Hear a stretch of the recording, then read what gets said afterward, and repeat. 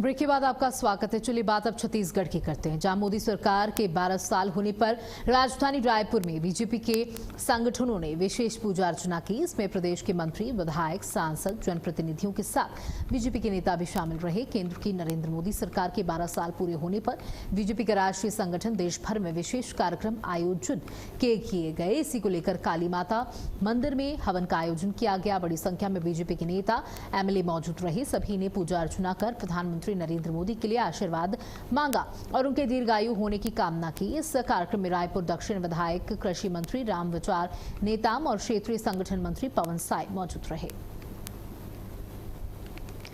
तो देखिए, मोदी सरकार के 12 साल पूरे हो चुके हैं और अब बीजेपी नेताओं ने काली माता मंदिर में पहुंचकर हवन किया।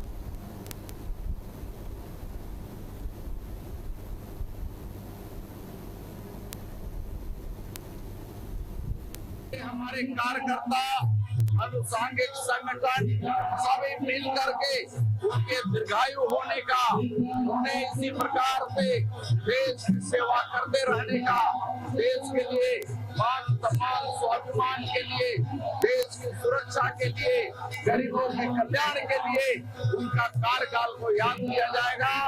आज के दिन ही माननीय प्रधानमंत्री जी ने तीसरी बार देश के प्रधानमंत्री के रूप में बनने का शपथ लिया था।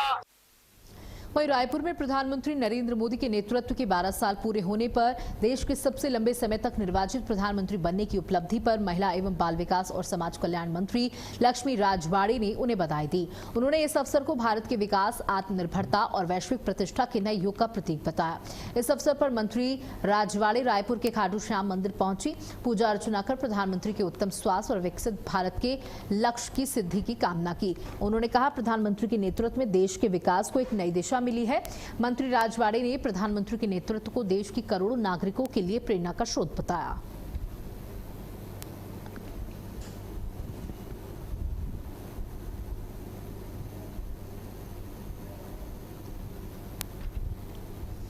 रायपुर में भाजपा विधायक पुरंदर मिश्रा ने खाद बीज के मुद्दे पर कांग्रेस पर निशाना साधा। उन्होंने कहा कि कैबिनेट में फैसला लिया गया है कि धान के अलावा अन्य फसल लगाने पर 15,000 की राशि दी जाएगी। इसे लेकर कांग्रेस राज्य सरकार पर तंज कस रही है। इसी दौरान पुरंदर मिश्रा ने कांग्रेस को किसान विरोधी बताया। सुशासन तिहार को लेकर विधायक मिश्रा ने मुख्यमंत्री विष्णुदेव साय की सराहना की।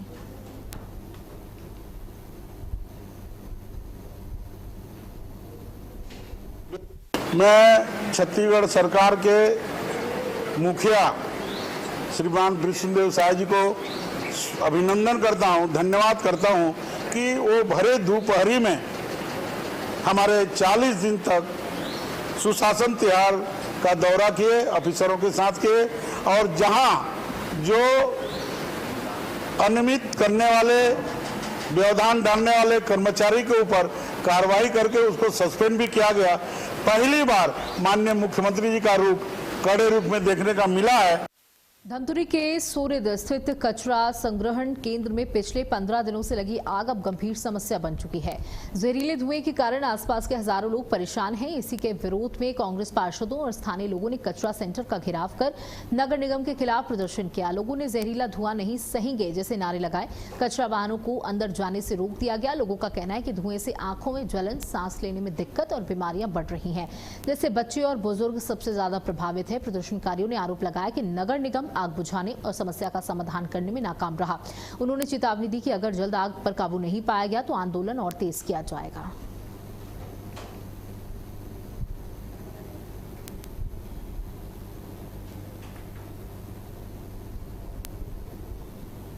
जब से आग जाने की घटना हुई है, निरंतर मॉनिटरिंग कर रहे हैं और जो अग्निशमन की वाहन है उसके माध्यम से आग बुझाने का काम भी कर रहे हैं। जहां पे जो नए कचरे हैं उसको कोई अन्यंत्र स्थल पे या फिर उसको किसी ढंग से कि इसमें भी आग मत लगे, इसका भी प्रिकॉशन बरता जा रहा है। रेगुलर हमारे जो अधिकारी है, कर्मचारी है, इन अब मैं भी जो है रेगुलर सतत हम लोग जाकर के वहाँ पे फील्ड में वस्तुस्थिति का जायजा ले रहे हैं और रिपोर्टिंग भी कर रहे हैं इसकी। वहीं राजनांदगांव में स्वास्थ्य विभाग में नई भर्ती को को लेकर शासन तैयारी कर रही है। बताया जा रहा है कि स्वास्थ्य विभाग में लगभग 342 पदों की भर्ती होनी है, जिसकी शासन से अनुमति मिल चुकी है और इसकी तैयारी भी शुरू की जा चुकी है। इससे भर्ती होने से आम लोगों को बहुत राहत मिलेगी, क्योंकि कई सालों से स्वास्थ्य विभाग में भर्ती नहीं हुई। इसकी मांग कई सालों से की जा चुकी थी और जब जाकर पूरी हो रही है। जल्द ही संविदा भर्ती शुरू होने की संभावना जताई जा रही है।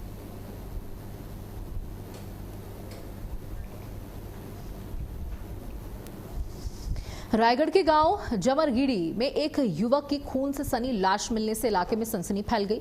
ग्रामीणों ने घर के आंगन में भारी मात्रा में खून के निशान देखे, जिसके बाद घटना की सूचना पुलिस को दी गई। सूचना मिलते ही पुलिस ने मौके पर पहुंचकर जांच शुरू की। मामले की गंभीरता को देखते हुए रायगढ़ से विशेषज्ञ जांच टीम भी बुलाई गई। प्रथम दृष्टया मामला आत्महत्या का प्रतीत हो रहा है, हालांकि हत्या की आशंका से भी इनकार नहीं किया जा रहा। पुलिस का कहना है कि पोस्टमार्टम रिपोर्ट और जांच के बाद ही मौत के वास्तविक कारणों का खुलासा हो सकेगा।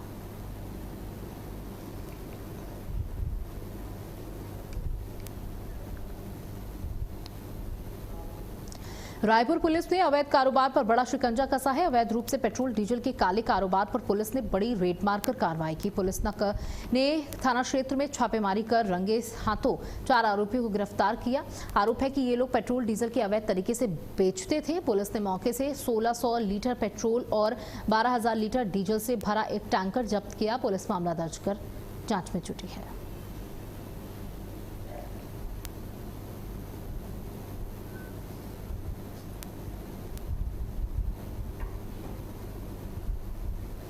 डीजल पेट्रोल पर रेड मारकर कार्रवाई की है। किस तरीके से पूरा कार्रवाई?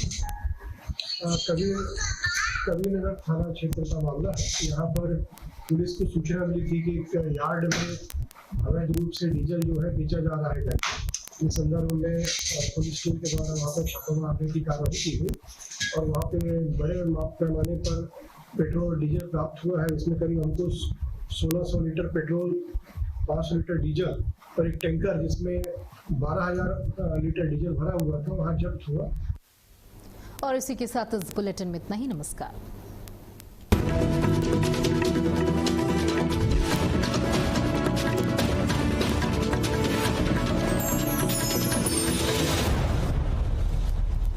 समाचार जगत में सफलता सिर्फ खबरों से नहीं, बल्कि मजबूत संचार